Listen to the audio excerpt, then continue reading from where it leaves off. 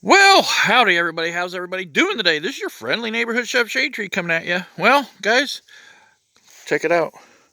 The white car, Mustang, is not in front of the garage door anymore. So I'm able to pull up this van up to the garage door so I can start working on it and get it done. Customer here stating that they have having problems with it starting. They go out and try to start it, wouldn't start, and then they'd put a battery charger on it and crank it up and it'd start. Well, it's got starter problems, so I got to put a starter in it, and I also got to do an oil change on it. So that's why I had to go get oil yesterday, so I can get oil changed in this thing. And I got oil filter for it too. But anyways, I get into this, and I want to show you something else with the Mustang. Do those look familiar? Yeah, they were on that white Mustang. I guess I got them changed, didn't I? I sure did. Yep, I got the 10-hole wheels put on this and actually moved the car under its own power. I drove it from there to here. It was on high idle. It was still revving real high, so I just pulled it up here so I can get to that van and get that done. But anyways, I'm going to set this off to the side for now, but I thought I'd show you guys this and show that I did change the wheels on it, and I did drive it, or moved it, I should say. Moved it under its own power, so I'm happy with that. But anyways, I got to get into this and get working on this van today. So I'll get back with you in a little bit. Okay, I'm still using my handy dandy Pittsburgh long reach jack out here, pulling around. But anyways, yes, I got it jacked up. Got jack stands underneath of it. And I tell you what, I can't wait till the day that I can actually get this thing cleaned out so I can work in there instead of out here in the stones. That'd be nice. But anyways, let's get into this. This is pretty straightforward. This is, pretty easy to do. A starter in these. As you can see, right there's the starter. There's the starter. You got a wire right there to pull off. You got a nut right there to loosen up. That takes your power wire off. That's your signal wire to start for the solenoid. And then you got 3 bolts on the back side here that you got to take out. See there? 1. You got 1, 2. That might be on the other side, and there's a 3rd one on the other back side. So you got 3 bolts and 2 wires to take off. But before I do that, I gotta change the oil in this thing. So I'm going to get the oil draining in this thing, so it's draining out while I'm working on the starter. So I'll get this done. Okay, after an hour of messing around here, I hate doing things around here anymore because everything's so disorganized that I hate doing anything. But anyways, it took me an hour to get an oil pan ready to do this oil job, because this oil pan was actually full, and I had to get some gallon jugs and put the oil in, and then I cleaned the pan out. As you can see, I cleaned it out. Yeah. So now I can get this oil draining in it. These bolts on these things are 17 millimeter. I'm not sexy or anything. There we get on but I don't know if any guys would like to. Well, shoot, I can do this right. Any guys who want to watch a guy changing oil in a vehicle. I don't have a bikini on or anything, but you know how it is. You know how it goes. But anyways, we'll get this oil draining in it, and then start on the starter. Let's get this thing going. And you see people making messes when they do this, and all the mess I made was that. I just got my fingers a little oily. Just a little. So, that's got the oil draining. Now I'm going to start on the starter here. So, we'll get on the starter here, and like I said, it's pretty simple. You just take this one wire off right here. If we get to it. Oh, that's breaking up. The terminal's breaking. Oh, shoot. It's breaking up, guys. It's breaking up. See that? It broke up. Well, shoot. Let me get onto this. Well, there it is, but the plastic broke around it. And then you got to take this nut off right here, which I already have it loose. Take this nut off. Well, kind of hard to do this. You take the nut off.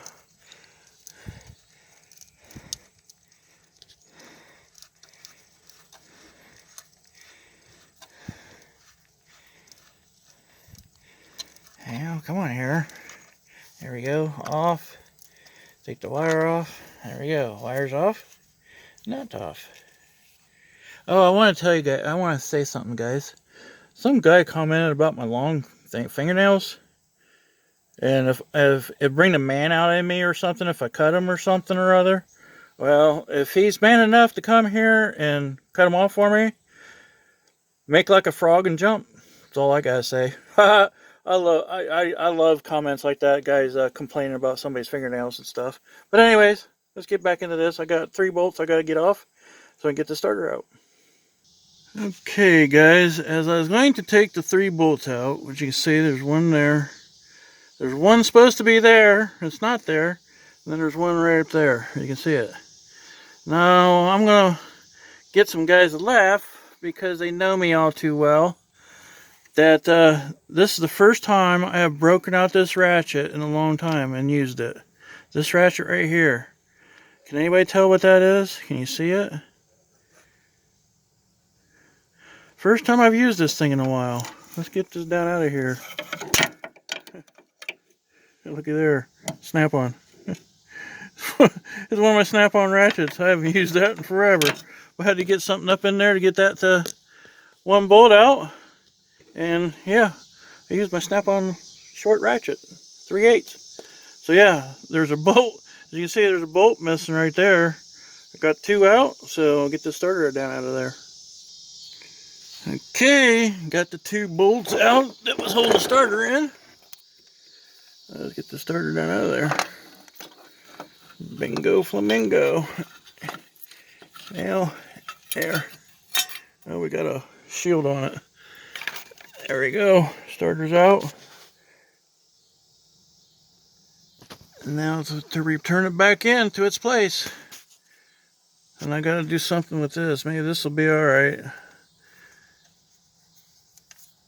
Clean it up a little bit and put it back together. Okay.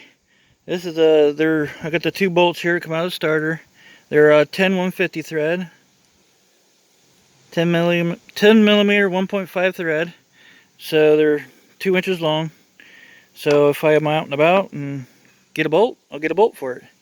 I hate seeing things apart like this. When something's got to have 3 bolts, I'll have to put 3 bolts back in it. So anyways, there we go. I'll get this thing back up in there. Okay, there we go. New starter's up and in. Everything's tight. Now I gotta do, while I was doing that, the oil was drained, so now it's down just to a little bit of a drip. Put the plug in, change the oil filter, put oil in it, and I'll be done with this. At least with this part. Now it's kind of funny doing this job. I put a CarQuest starter on this thing, and I actually took a CarQuest oil filter off of this thing and putting a CarQuest oil filter back on this thing. So yeah, that's pretty cool. No, I didn't know that it had a CarQuest oil filter on it, really. So yeah, that's cool. CarQuest everything. Okay, this is the oil that I'm going to put in it because I found out the reason why this thing needed an oil change is because it's got a sticker on the windshield, and there was also a receipt in the glove box for work that was previously done to this. There was a Valvoline service center that last changed the oil in this, and they put a pan gasket on it. So, and they used 530. I looked at the receipt. They put 530 Sim Blend in it. So that's exactly what I'm going to put back in it. So I'll get it poured in here. Okay, got the oil dumped in. Now I got to do, hook the battery back up, because I did unhook the battery before I worked on the starter. Battery hooked up. Now give her a start. See if she starts. Should be better now. I hope. It better be. Yeah. Oh yeah. Start right up. Sweet. Try her again. Oh yeah. Starter's good. Starts up. And I should have the oil running in it.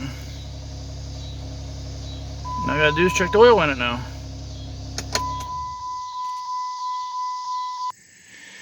Well, everybody, I am done with this one for now.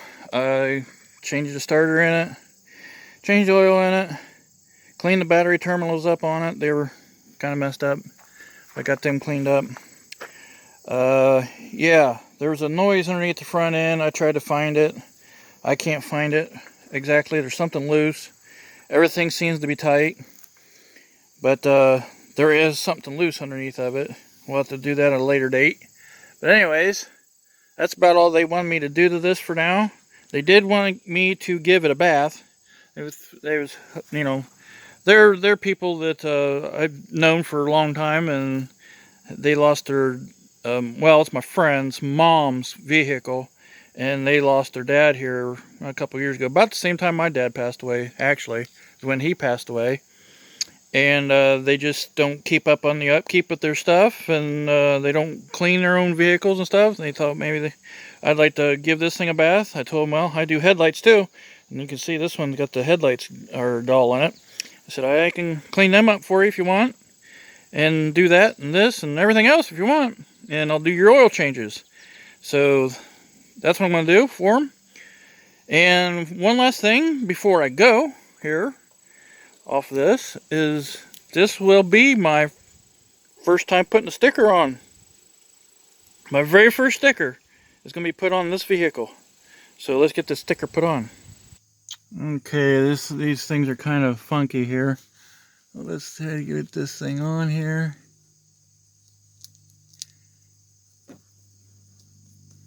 You know, yeah, can't see it, but anyways, there we go.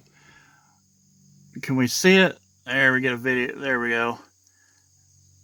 My first oil change sticker on.